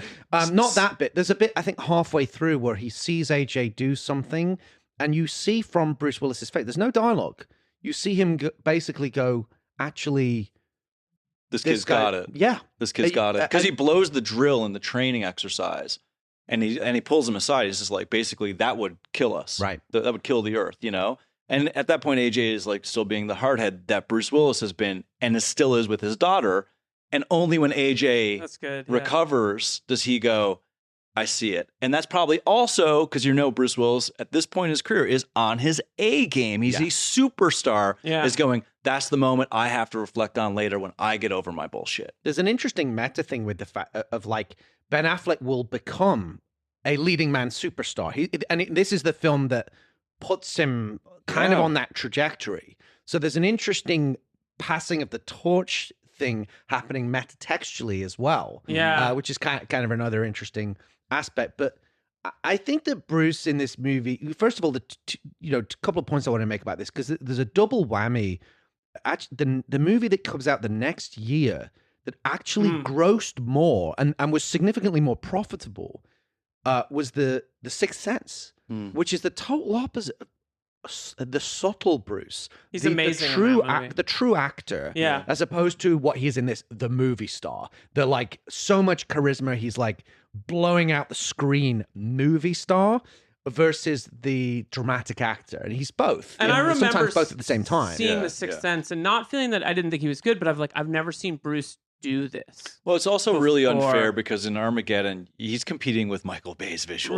Right. You know, like I can't ignore the contextualization of like the style of The Sixth Sense being like, here's a still camera, here's some like uncomfortable dialogue scenes, here's a cold lighting thing, and then the most popcorn and moving cameras. And he's already worked with Tony Scott, so he's like been in this like he knows visual. He knows how he has to show up. He's like, well, if all this is going on and that camera's spinning around me, I got to show up and be that on that level. You know. But I feel like to some extent, I feel like he kind of, and this isn't in any way disrespectful because we know how much we all love him, right?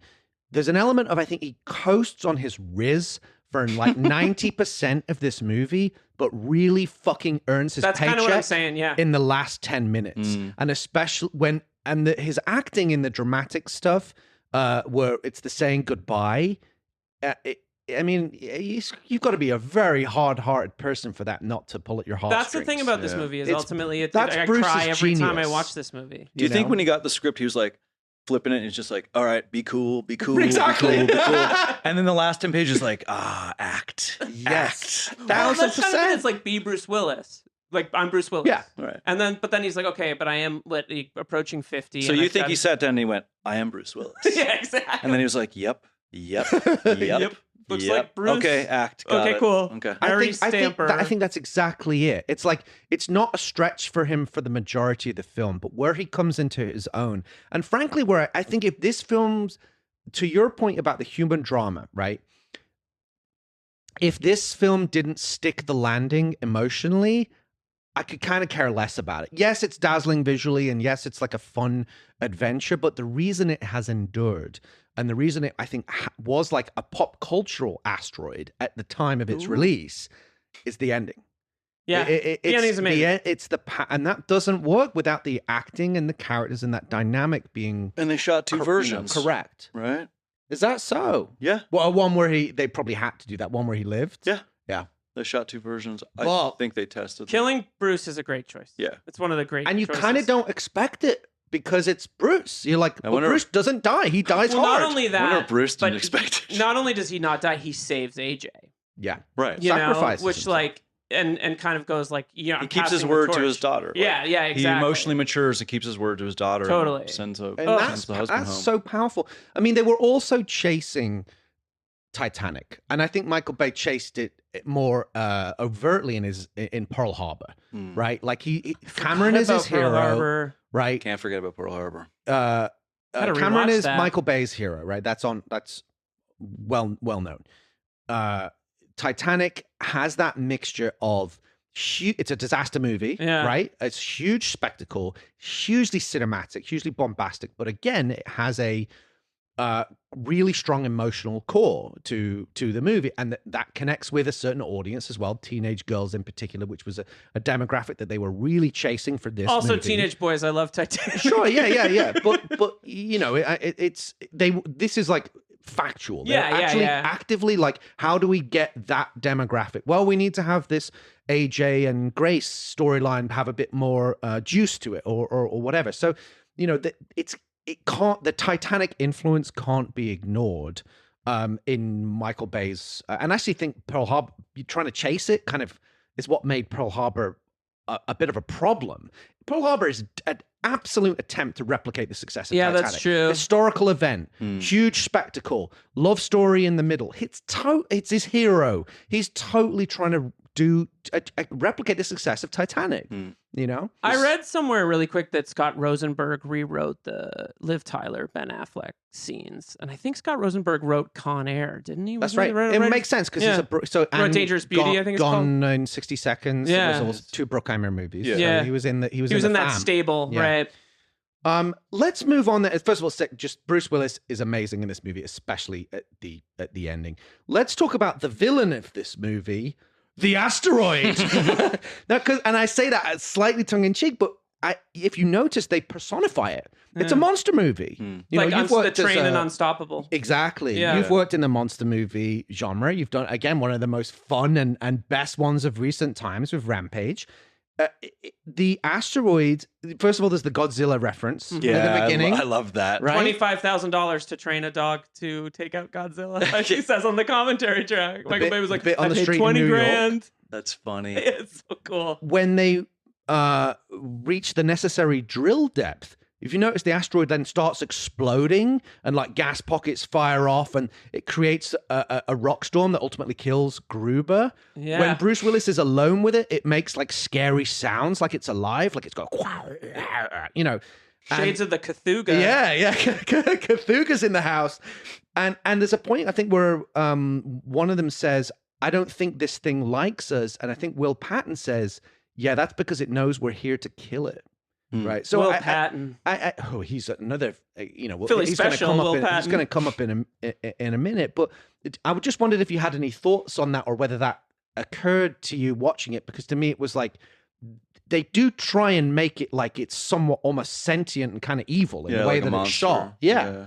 I mean, it makes a lot of sense. I think you just want to make that environment probably the scariest environment you can make it, and unpredictable.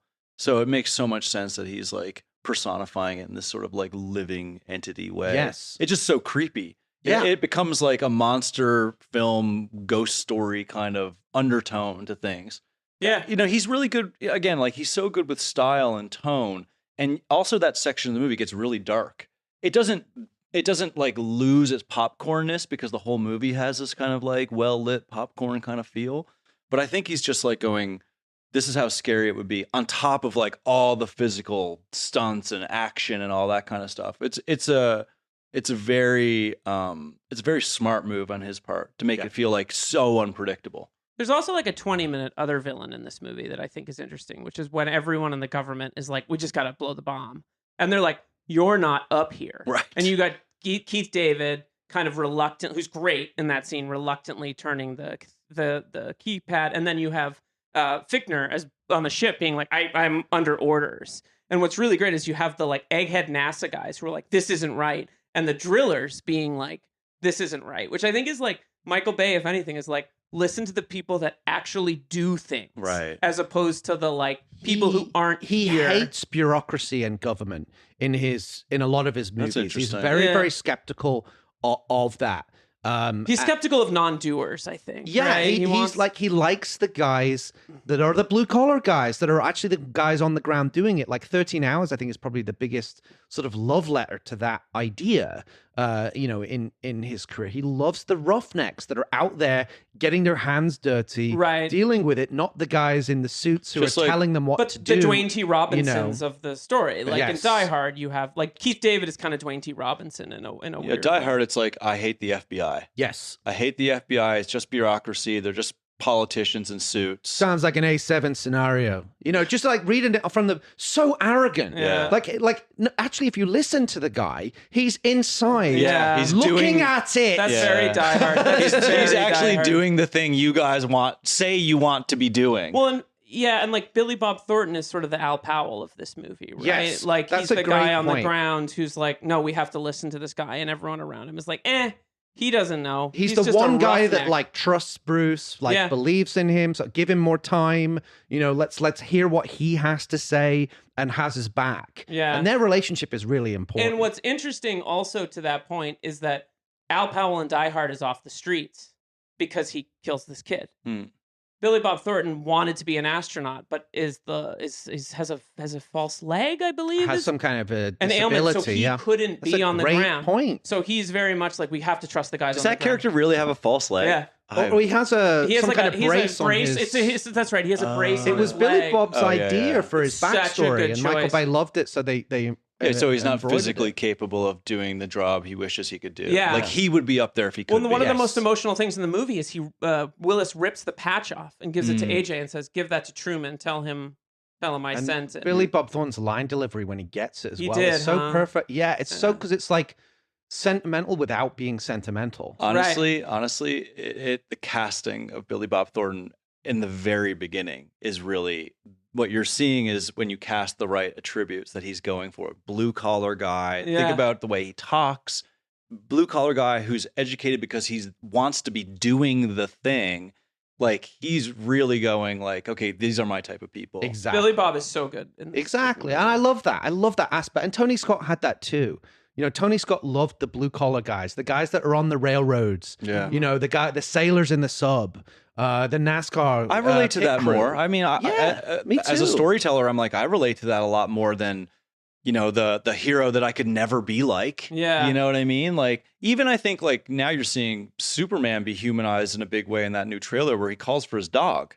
You know, like that him to me, bleeding is like a real step him forward. bleeding. Yeah. Totally. To me, it's like those types of heroes are always the ones that I can relate to way more easily, you know, than like the guy with the special power. Like I never thought I was going to be Neo, I was like, but Han Solo or like Bruce Willis or like a guy who trips in an action film. You're like, oh yeah, that could be any of us. Yeah. Indiana Jones for me was like awesome in that regard. You're like that guy. Oh, the greatest ever. He's so like just an average guy trying to figure stuff out. You know, that part of it is I don't know. It just connects with an audience and emotionally connects. Yep. In a totally different way.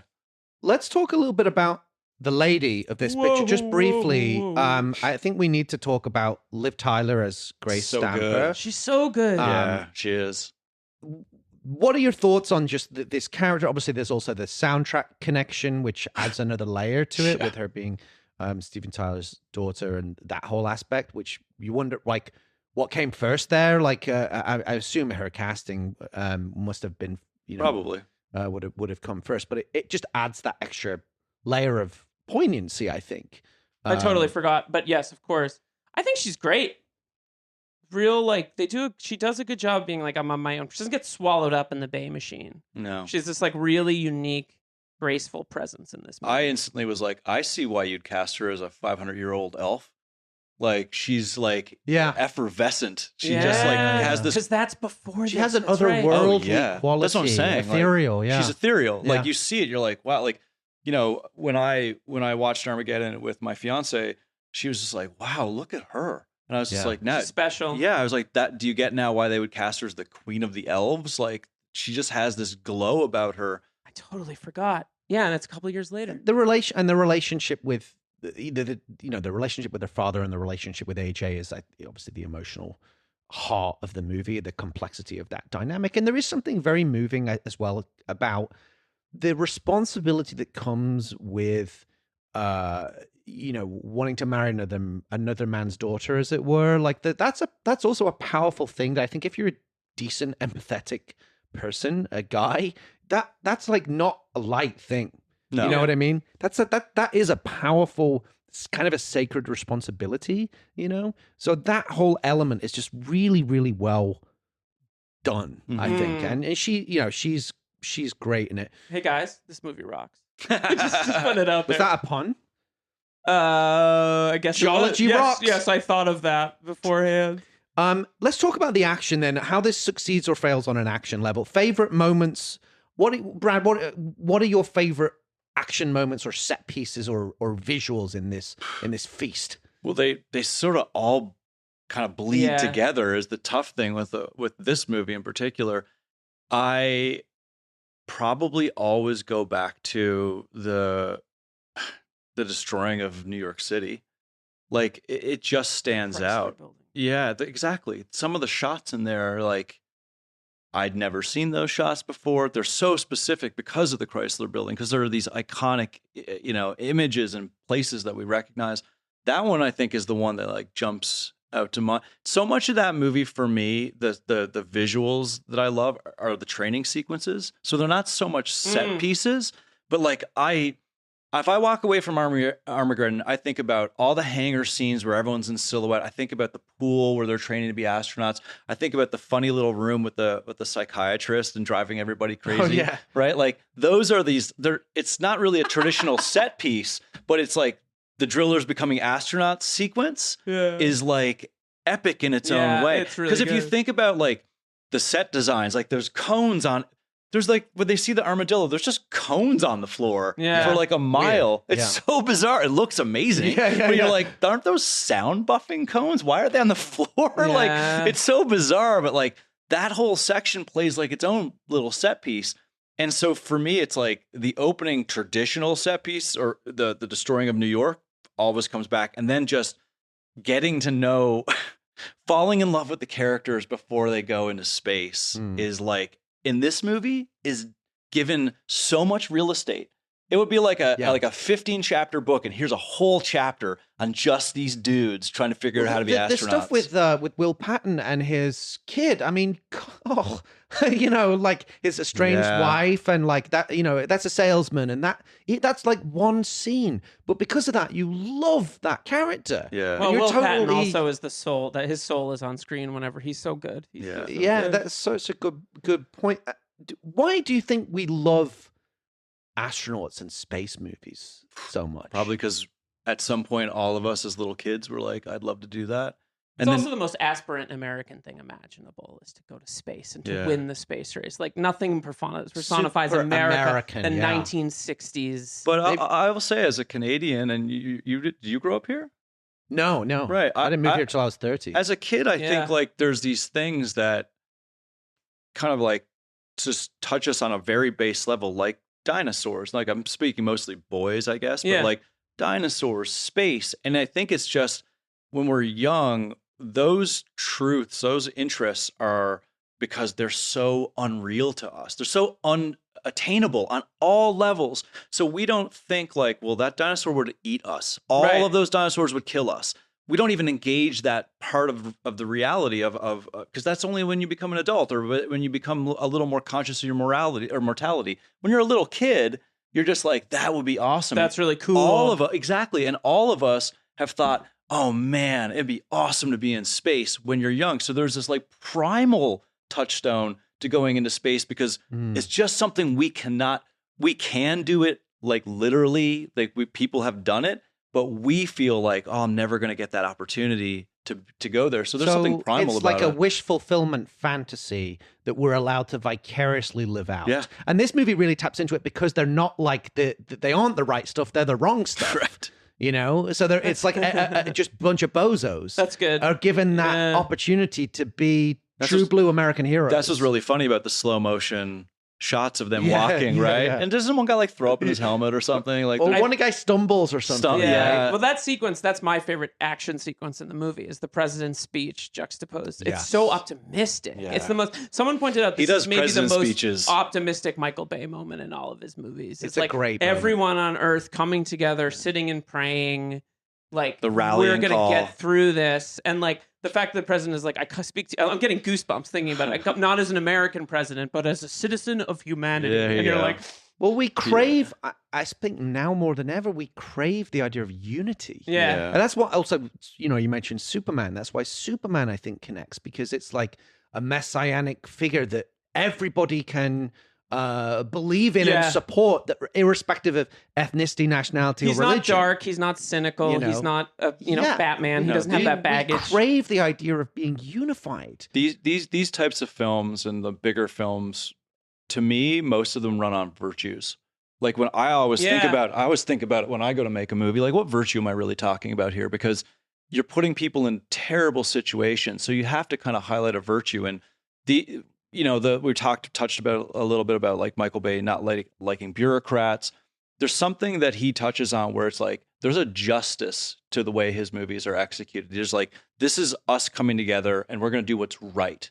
You know, and we're going to have to trust the people that now we live in a society where we don't trust any of them. Yeah. You know, and so he's going, look, when shit hits the fan and gets terrible, we have to band together. Meaning you can't have an agenda except for all of us to work together to save this place.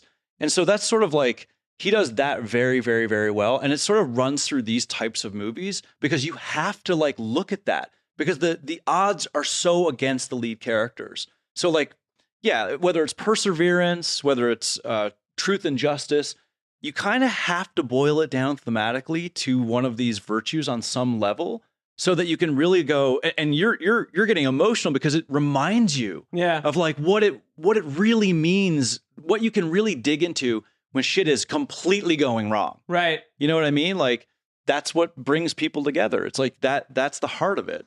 Well, it's like Hummel and The Rock, right? The movie works because Ed Hummel's whole thing is like, no benefits were paid to the families of these guys. Like, the situation is unacceptable. Like, he's trying to do something for honor for other people. And that's why he's a great villain. Yeah. Because, like, and that's what that whole movie's about. Yeah. He's doing something unspeakable for justice, right? Like, that's the whole kind of conception of that. It makes sense in a way when you talk about that, like why he's the right guy for Transformers, because like a character like Optimus Prime is kind of like a Superman type character that's so virtuous, and it's so like it was like a role model for kids. Was for me teaches you about valor and honor and leadership. Every episode ended with a PSA. Remember? In a really sort of sincere but like great way. Yeah, that's true. It's so cool to think about that. Michael, in a way, is like he's like, hey, here's what we could fucking aspire for. If we could just get out of the way of our own bullshit. That's Tony Scott, a little bit too. There are no heroes left in the world, and then a hero comes into the room. I think all of the Shane Black, really, all of the really big, great filmmakers, even some that don't hit that mark, but we're all aiming for that if we're really trying. Because again, like that's the fuel you have to put in the vehicle. Yeah. You have to have that message. You have to believe that. In your heart when you go to execute these movies, because that's what the movie is about, and if you don't see that film is not going to come out the way when we're talking about Tony Scott and J.J. Abrams, and the trailers that hit us, it's because they're going, this is what it's about. And we need to be reminded of it. And because all of us need this in our lives. Yeah. And it's like, if you don't have that, I don't think you're going to execute the film at the level of the films that we're all talking about, because it needs that thing to make it special, to make you go, oh man, my hair's standing up on my arms. Oh my God, I feel amazing. Oh yeah, yes, let's do it. You don't have those moments in any of these movies. If that filmmaker and that writer and that team doesn't have their eye on this is what we're talking about. Yeah. This is what we're reaching for. Another trailer I thought of is the original Superman Returns trailer, which very famously uses the Marlon Brando. They can be a good people, Kal-El. They wish to be, and his eyes open. And he flies into Earth, and you're just like, that's the greatest, greatest thing I've ever seen. That's where movies become a form of church, isn't it? Yes. You know what I mean? And therapy. Yeah. All of it. It's the reason we go, and I've always gone. Yeah. And the ones that don't work, I think, lose track of that. Yeah. I love this. There's one last bit I want to just touch on before we move into our awards, and we sort of move towards the end here. But there's something that occurs to me with this kind of movie, right? That and 2012 kind of does this too. How do you make the apocalypse fun?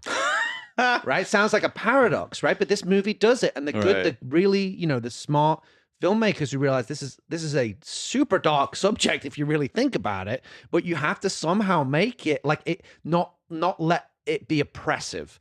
So my question is, like, what are your favorite funny moments in the movie? Everything Owen Wilson does in this movie. Like, I was thinking, though, but to tie back to that, one of the great Owen Wilson moments is when he's in mission control and he's like pretending to be like running the mission. And like, that's a great example of this like aspirant thing where he's like, I wanted to be an astronaut when I was a kid. Owen Wilson in that movie is like the 15-year-old kid. Totally. Like all his jokes, all his behavior. He's so earnest. When they're getting like their shots and everything, he's in the chamber. Well, I don't even know what it does. He's in a medical chamber with like a gas mask on in a box in the middle of the scene. Right. Just like in his own world. He's like a 15-year-old boy. Like it's super They've got playful. all the toys to play with at NASA. Yeah. I mean, the funniest scene in the whole movie is the list of demands. Yes. Oscar Max would like you to bring back 8-track tapes. I don't know how that's good. Like, that's one of the great. Oh, none of them ever want to pay taxes again. Like, it's very funny. Yeah, and also R.I.P. Michael Clark Duncan. He's really good in it. Michael Clark Duncan is so funny in it too. Like where they're getting their medical stuff done, and he just pulls off his. He's in like leopard print underwear, just dancing. And then he's crying with the therapist. With the doctor, like, he's the one who said, I just need a hug, doc. Yes. Like, he does an amazing job with the humor in this thing. Leaving on a jet plane. Yeah, exactly. It's so funny. I worked with him on Cats and Dogs too, and he was like the most lovable guy. A classic, seems that way, right? Classic, biggest guy in the room, like gentle giant, like incredible actor, an amazing guy. Oh, yeah. Well, I didn't mean to bring the mood down. No, sorry. well, it's not a bad thing, but it's like, but we get to still spend time with him. That's the magic of movies. Yes, that's how I always correct. look at it. You Correct. know, when someone passes on. Let's move into the Die Hard Oscars and talk a little bit more about some of these amazing people that we love. Are we putting on oil, orange spacesuits? Yeah, is that what we're putting? Nice. Yeah. The God, first again, this $25. This price of admission. it's worth it, right? Cost us $150,000. Everybody at home, they actually got orange jumpsuits for us. Budget of Armageddon. This episode. So the first award is the John McClane Yippee-Ki-Yay Award for Best Line. I've just picked 3 nominees. this. Please add if you have one. Well, my picks, one of them was the more earnest one, was for 30 years they've been questioning the need for NASA. Today we're going to give them the answer. It's a great one. It's a great line. By Dan Truman. Speaking of Owen Wilson, the bit where his character Oscar goes, "Okay, Mr. Truman, let's say that we actually do land on this. What's it going to be like up there? 200 degrees in the sunlight, minus 200 in the shade, canyons of razor-sharp rock, unpredictable gravitational conditions, unexpected eruptions, things like that." Okay, so the scariest environment imaginable. Thanks. That's all you need to say. Scariest environment The fact imaginable. that he said it twice. Yeah. The fact that he says And he says, like- scariest environment imaginable. Got it. And Great. then, of course, he's got space dementia. Colonel Sharp of Rockhound. Those are the 3 I picked, but are there any there that you would nominate or other lines that particularly stood out to you that you loved? Permission to shake the hand of the daughter of the bravest man I've ever met. Oh my God, you guys are good at this. Kills me. You were gonna. I'm sorry. I have an award. You for had an this. award for this, and I'm Yeah. sorry because it wasn't. I forgot to. No, add it's it. fine, But it's go fine. Ahead, go for it. I just think so I had this idea for this episode because we don't have a lot of weepies on this podcast. Right. And this is a male weepy this True. week, right? Yeah. So I had this idea for the touching cowboy award for most moving moment. And it's Willie Sharp saying, I think it's Owen Wilson dying. That's one of the ones I had. It's Harry saying goodbye to Grace. It's Harry and Grace sort of having the moment before they take off when he's like, "I was a terrible father." And she's like, "No, you're not." And it's him saying goodbye to AJ. That's my 5th one. Ugh. But my choice is Fichtner, who's amazing in this movie. Always. Mhm. Always great. Yeah, he is. Just being like, permission to shake the hand of the daughter of the bravest man I've ever met. Like I'm sitting on this We're couch still at talking about 11:58 it, PM. and we're still getting choked up about it because there's something so powerful that it is tapping into. Did you have a favorite line or No. anything that? Okay. I can't remember single lines. I'm terrible at that. I feel like I should have read your notes now. It's better than I never read the I'll go with the notes. Dan It's better Truman than- line Yeah, then. that's fine. They've been questioning the need for NASA. The Hans Gruber Exceptional Thief Award for stealing the Oh film. my God, there are Another 14 hotly nominees. contested. Yeah. How many nominees are there? I picked 4, oh wow. but you Kept again keeping it feel, tight. No, feel that's free good. to add. I picked Owen Wilson as Oscar, Michael Clark Duncan as Bear, Will Patton as Chick, and Steve Buscemi as Rockhound. I go Buscemi. Mm. I think the space he occupies with his character is amazing. Like, okay, I can't remember the exact lines. I'm not as good as this as you are, obviously. But when she goes, "Rockhound showed me how to use a tampon," gosh. or whatever, and he's like, "Whoa, no! I told her. I didn't show her, Harry." Like, it's like one line in the sequence of him trying to kill AJ, and you're like, "Oh my God!" Like. He is occupying all the space he can possibly occupy with his character. In every single line and moment, he kind of crushes He it. probably is the most memorable, like the character that you remember after you've watched Totally. the movie. If you've just watched the movie like last night, you remember all of these guys. Yeah. But like 20 years later, you remember Buscemi. Yes, you do. Can I tell a quick story? Yeah, A couple of years ago, I'm pushing a stroller through Park Slope, and my daughter is sitting in it, and I hear someone go, "Ah, cute kid," and I look up, and it's Steve Buscemi, and we make eye contact, and he realizes that I've realized who it is, and in the most polite way, he goes like, "Hi," but like I keep moving because I'm Right. like, I'm not gonna be like, Right. "You defined the early 90s," And that was a wise choice. Yeah, like you're Mr. Pink, you're in this. By the movie. way, like. speaking of fire department Yeah, heroes, went back to work after 9/11. you know, yeah. like the real deal, man. He was a fire. Yeah, he's great. He's great. He became great. he He was a firefighter, firefighter, and And then post- after 9/11, He went back. He went back to work for like a Damn, few months. I didn't kept know it kind that. of quiet because Yeah. that's the kind of guy. But he is. lives in Park Slope. He like lived down the street from us, and it was like that was one of those moments because I'm like, you have been like a living hero of mine for a hero in real life. Yeah, he's well. a great guy. He's a great dude. The Dick Thornburg Award for Dick of the Movie. I've got 4 nominees. The asteroid. The asteroid for sure. Asteroid. William Fichtner as Colonel Willie Sharp has his dickish moments. But he he kind of redeems. redeems. He Yeah. redeems He redeems. himself. Peter Stormare as cosmonaut Lev Andropov. Keith David as General Kimsey, who's, again, sort of has some real dickish moments. Yeah. But also a potential strong candidate here. John Mahon as Carl, the guy who discovers the asteroid and names it names it after his wife. Yeah. Get the book! Get the book! That scene like just upsets Abusive me. It's husband. so awful. Like, yeah, he's the pick. It's that guy. Yeah. Get my goddamn book! The only bad news about blowing up the asteroid is it didn't hit him. Yeah, exactly. True. You know? If only one piece could have got the very end, Just one cuts little him in piece. half. Now, usually we would do the best death award, but with a film like this, there's really only one candidate. You know, that's more like where a bad guy gets killed in some cool way. But for this one, it feels a little bit inappropriate. There's really only one candidate, I think, which is Harry Stamper's sacrifice. Correct. Oh Correct. yeah, we did it, Grace. It's so good. Well, let's take one last break and then we'll wrap things up with the Double Jeopardy trivia quiz after this quick break. And we're back with our final section of the show, the Double Jeopardy trivia quiz, where the scores can really change. So, 3 quick quiz questions for you guys. Usually we make you collaborate, but the first one is a sort of Price is Right scenario. So here we go. Good Lord. You're pitting us against each other? Bob Just for the Barker, first Bob Barker one. is in Just this for- movie. just for We the just didn't first see one. him. Question number 1. According to legend, NASA shows this film during their management training program, and new managers are given the task of trying to spot as many errors as possible. Oh, come on. How many errors have been found so far in Armageddon, according to NASA protocol? Now, Closest guest wins. But do you have to be under? Because that's Price is Right rules. Nah, I think closest. 392. Okay. I'm guessing. I have no I'm idea. going to go with like 70. One of you's going to have to get a calculator. The answer is 168.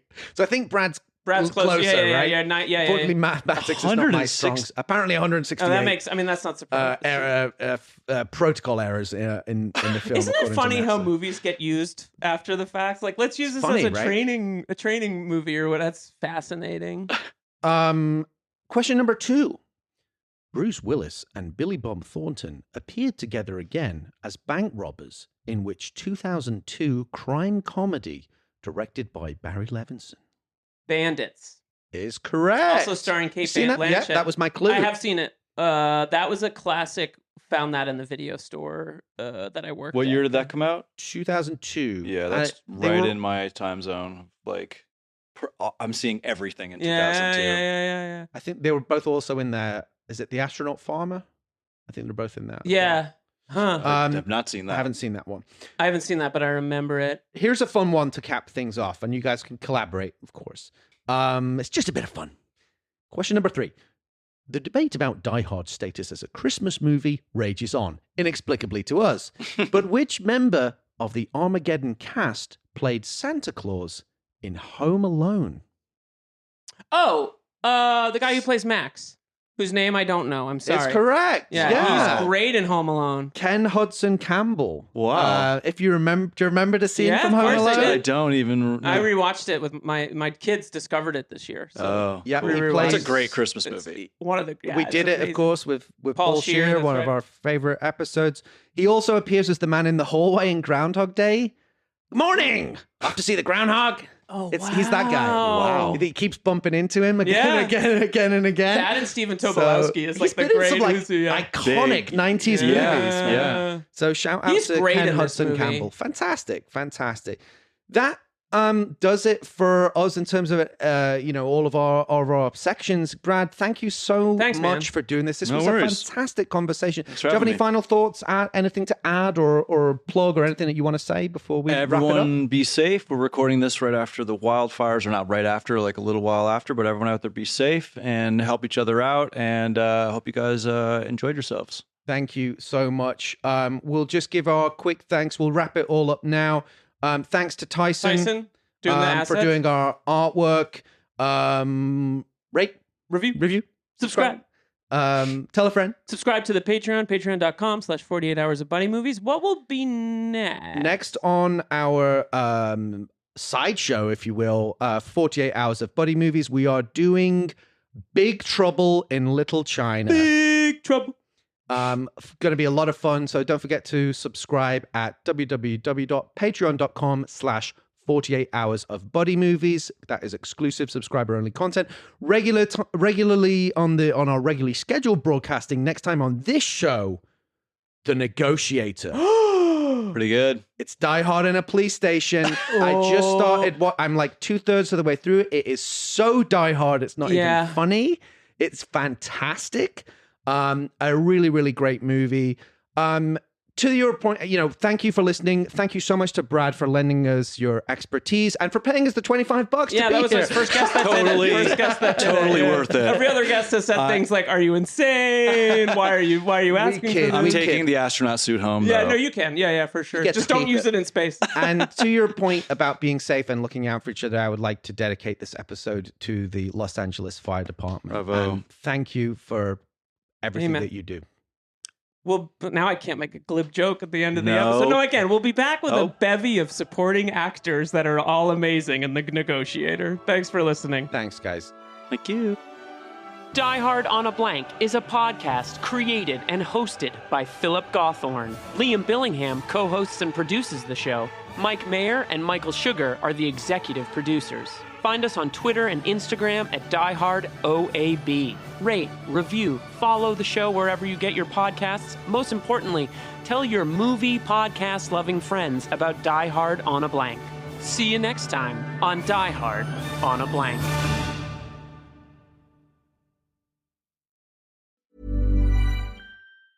Valentine's Day is coming up, and for me, there's only one place I trust: 1-800-Flowers.com. This year, 1-800-Flowers wants to make sure you're a Valentine's hero with an exclusive offer. Double the roses for free. When you buy 1 dozen, they'll double your bouquet to 2 dozen roses. It's the perfect way to say I love you without breaking the bank. Trust me, 1-800-Flowers always delivers. To claim your Double the Roses offer, go to 1-800-Flowers.com/ACAST. That's 1-800-Flowers.com/ACAST.